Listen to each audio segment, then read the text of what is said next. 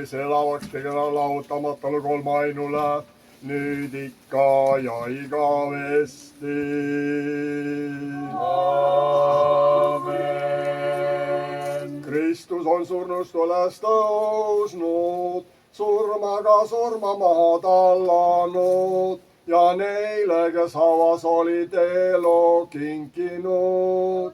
Kristus on surnust üles tõusnud, surmaga surma maha tallanud ja neile, kes hauas olid, elu kinkinud.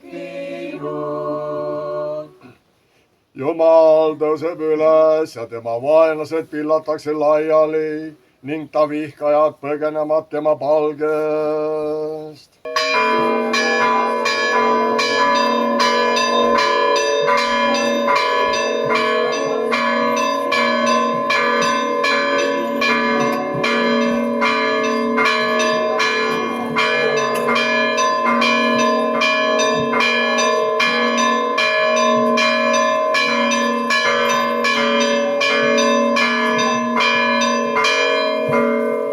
Mis tähendus üldse on üles tõusnud pühal setu inimesele?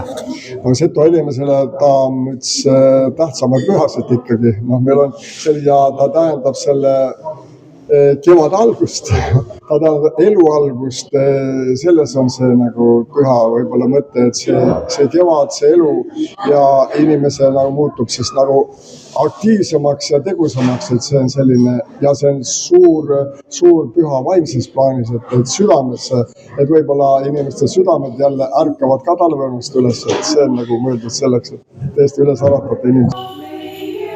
Kristus on koolust üles tõusnud! Kristus on üles tõusnud! Kristus on koolust üles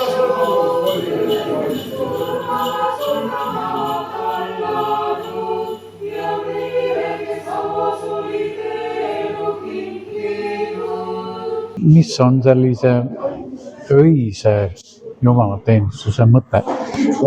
Eks ta ole selline vanadest aegadest nagu meieni, nagu eks selle vanal ajal oli natukene erinevad aeg oli, kus kiusati ja vaenati usklikke, siis nad pidid tegema võib-olla.